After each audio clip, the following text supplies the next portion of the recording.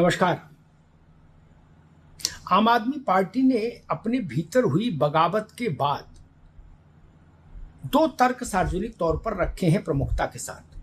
पहला ये कि जिन लोगों को अरविंद केजरीवाल ने जमीन से उठा के आसमान पर पहुंचा दिया, फर्श से अर्श तक पहुंचा दिया, उन लोगों ने गद्दारी की है, पार्टी की पीठ में छुरा भोंका है। पहला तर्क ये दिया है। अब इस पहले तर्क की जरा समीक्षा हो जाए कि क्या यह सच है जो कहा जा रहा है। हरभजन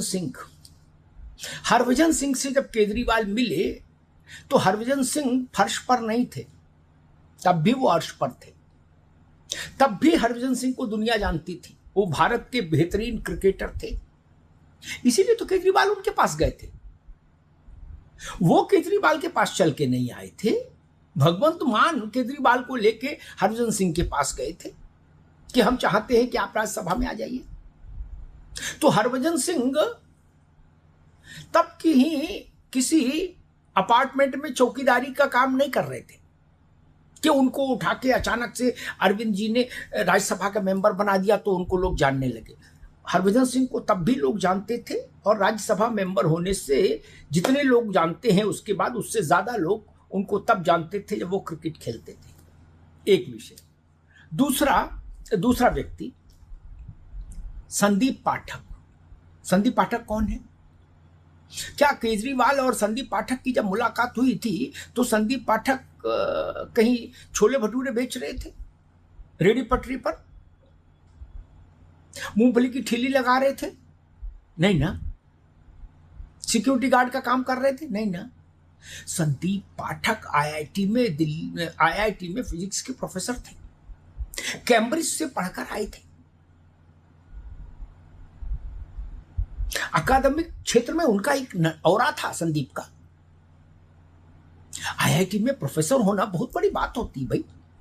उनको भी बता रहे हैं आम आदमी वाले कार्यकर्ता कि ये भी फर्श पे ही था, वो तो केजरीवाल जी ने इसको उंगली पकड़ाई तब ये अर्श पे गया। बताइए, अगर आईआईटी कैम्ब्रिज से पीएचडी किए हुआ आदमी और आईआईटी में पढ़ाने प्रोफेसरशिप करने वाला आदमी अर्श पर है, फर्श पर है, तो फिर इस देश में फर्श की परिभाषा बदलनी पड़ेगी। तीसरा, राघव चड्ढा भी ठीक ठाक चार्टर्ड अकाउंटेंसी की प्रैक्टिस कर रहे थे, माल कमा रहे थे, अपने पेशे में लोग विशेषज्ञ बन रहे थे। आज के दौर में आपको पता है कि राघव चड्ढा ने एक बार में सीए क्लियर किया था फर्स्ट राउंड में, यानी योग्य सीए थे। उनके पास क्लाइंट्स की भरमार थी। और आज भारत के लोग इस बात को अच्छे तौर से जानते हैं, इस व्यवहारिक सच को, कि चार्टर्ड अकाउंटेंट होने का क्या मतलब होता है। वो देश के व्हाइट कॉलर जॉब्स में से एक है। देश के प्रीमियम प्रोफेशंस जो हैं उसमें एक चार्टर्ड अकाउंटेंसी भी। वो कर रहे थे राघव चड्ढा। अशोक मित्तल साहब बहुआयामी थे केजरीवाल से मिलने से पहले। लवली यूनिवर्सिटी उनकी पहले से चल रही थी, केजरीवाल ने तो बनवाई नहीं। ना आम आदमी पार्टी ने उनके लवली स्वीट्स की दुकानें खुलवाई, ना आम आदमी पार्टी ने उनकी लवली साइकिल के कारखाने खुलवाए, ना आम आदमी पार्टी ने उनकी यूनिवर्सिटी खुलवाई। ये सारे काम पहले से चल रहे थे केजरीवाल जी के मिलने से पहले। फिर और संदीप पाठक तो मैग्सेसे पुरस्कार प्राप्त भी है। सोचिए, जो केजरीवाल को पुरस्कार मिला वही उनको भी मिला, संदीप पाठक को भी मैग्सेसे। स्वाति मालीवाल, जितने चर्चित केजरीवाल उतने चर्चित मालीवाल। स्वाति मालीवाल का भी की भी यात्रा आम आदमी पार्टी में किसी से कम तो है नहीं। उनका भी अपना एक सार्वजनिक जीवन है। तो मैं खोज ये रहा था कि जो लोग बगावत करके गए इनमें ऐसा कौन था जो चौकीदारी का काम कर रहा था, गार्ड था, प्लम्बर था, इलेक्ट्रीशियन था, किसी अपार्टमेंट में कहीं छोले की भटूरे की ठेल लगा रहा था, कहीं अमरूद बेच रहा था? इस तरह का काम करने वाला कौन था? गरीब किसान, पंजाब के किसी गांव में 2 भैंस पाल के पेट पालने वाला, ऐसा कौन है जो फर्श पर हो, जिसको केजरीवाल जी के पारस स्पर्श ने संस्पर्शित किया और वो एकदम शिखर पर पहुंच गया? इन 7 में तो ऐसा एक भी नहीं मिला। सब अपने अपने ढंग के फर्श से अर्श पर पहुंचे लोग थे। क्या कोई ऐसी धृष्टता कर सकता है कि हरभजन को हमने हरभजन बनाया, ये कहने का? क्या केजरीवाल ये कहने का साहस कर सकते हैं कि अशोक मित्तल को हमने व्यवसायी बनाया? नहीं ना। या पाठक को हमने आईआईटी में प्रोफेसरी में नौकरी लगवाई? नहीं ना। राघव चड्ढा को आपने सीए बनाया? नहीं ना। फिर काहे का क्रेडिट ले रहे हो कि हमने इन सबको शिखर पर पहुंचा दिया था, वरना इनको कौन पूछता? नहीं, ये तब भी बीपीएल में नहीं थे केजरीवाल साहब, ये सारे लोग आपके। और आप इनको चुन के भी इसीलिए लाए थे कि ये महत्वपूर्ण है, ये अन्य कारणों से उपयोगी है, इसी को आप ढूंढ कर लाए थे। नहीं तो कोई रिश्तेदारी का मामला तो था नहीं, है ना? सच्ची बात यही है ना, कोई रिश्तेदारी तो थी नहीं, काहे को लाते? इनको भी लाभ था, आपको भी लाभ था, ये उभय पक्षी लाभ का मामला था। तू भी गदगद, मैं भी गदगद, और मिलके हो गए हम गदगद, यही ना था। ये गदगदायमान होने की प्रक्रिया थी राज्यसभा देना दोनों पक्षों की, तो हो गए थे गदगदायमान। हाँ, दूसरा तर्क आम आदमी पार्टी दे रही है कि पंजाब की जनता कभी माफ नहीं करेगी इन गद्दारों को। अच्छा जी, पंजाब की जनता तो इनसे मिली, जानती नहीं इनको, उसने इनको चुना ही नहीं। ये पंजाब की जनता के इम्तिहान में कभी बैठे ही नहीं। मित्तल साहब, चड्ढा जी, हरभजन जी, ये लोग, कोई स्वाति मालीवाल, ये लोग कभी पंजाब की जनता के इम्तिहान में तो बैठे नहीं। ना पंजाब की जनता ने इनको वोट दिया, ना पंजाब की जनता ने इनको राज्यसभा भेजा। ये केजरीवाल जी की पसंद हैं सारे लोग, वो इनको, इन नगीनों को खोज कर लाए थे, इनको ही नूरों को, और उन्होंने इनको राज्यसभा भेजा। क्यों भेजा उस कारण में मैं नहीं जा रहा हूं, पहले कुछ बता दिया, बाकी जनता जानती है। इनकी कॉपी जनता ने तो कभी जांची ही नहीं, इन 7 लोगों की। तो जिसकी कॉपी ही हमने नहीं जांची, हम उसको सबक क्यों सिखाएं?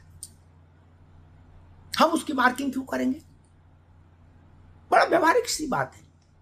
इनकी कॉपी किसने जांची? केजरीवाल ने, तो केजरीवाल जाने। केजरीवाल ने कह दिया कि भाई हरभजन सिंह जाएंगे राज्यसभा, तो विधायकों ने आंख कान बंद करके हरभजन सिंह को वोट दे दिया। कॉमन मैन के पास ये लोग कहां गए? सामान्य जन के पास पंजाब में इनमें से कोई नहीं गए, तो सामान्य जन के पेट में क्यों दर्द होगा? ये भाजपा में रहें, आम आदमी में रहें, सारी पार्टी छोड़ दें, अपना क्रिकेट खेलें, अपना समोसे बनाएं, मित्तल साहब, जनता की हैसियत पे क्या फर्क पड़ रहा है यार? जनता को आपने इतना ठलुआ समझ लिया, इतना फालतू समझ लिया कि इन छोटी मोटी चीजों में भी उलझे। वो अपना जीवन जी, अपने जीवन की चुनौतियों से जूझे कि अरविंद केजरीवाल और अशोक मित्तल से के बीच के समीकरणों में अपना दिमाग लगाए।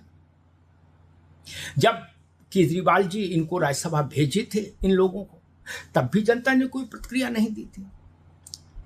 अब ये लोग केजरीवाल जी को छोड़कर भाजपाई हो गए, तब भी जनता कोई प्रतिक्रिया नहीं दे रही है। जनता क्यों प्रतिक्रिया दे भाई?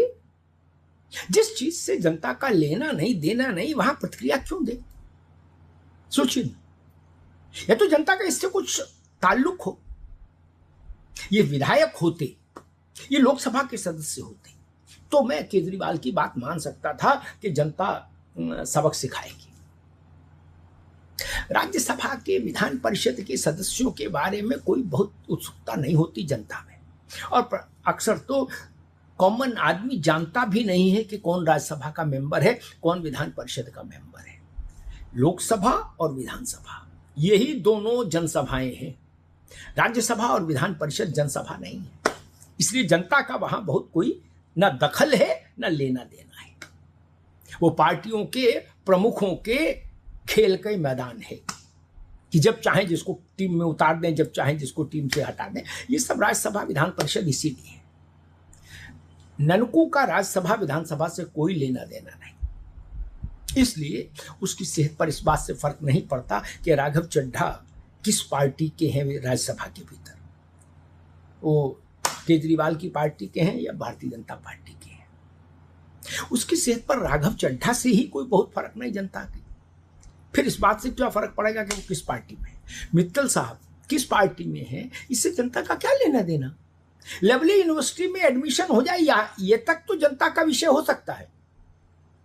जनता का विषय ये हो सकता है लवली स्वीट्स जो पंजाब में है वो समोसे में मिर्च ज्यादा डाल दे तो जनता नाराज हो सकती है, या बर्फी जल्दी खराब हो जाए तो जनता नाराज हो सकती है। उसको इससे क्या मतलब, इसका मालिक कौन है और इसका मालिक कहाँ है राज्यसभा में, किस पार्टी से।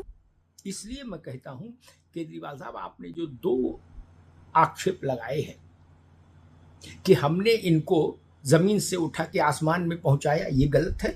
और दूसरा, जनता इन्हें सबक सिखाएगी चूंकि ये गद्दार हैं, ये भी बात कसौटी पर खरी नहीं उतरती, क्योंकि जनता जिनको जानती ही नहीं उनको सबक क्या सिखाएगी, उनको माला क्या पहनाएगी। धन्यवाद।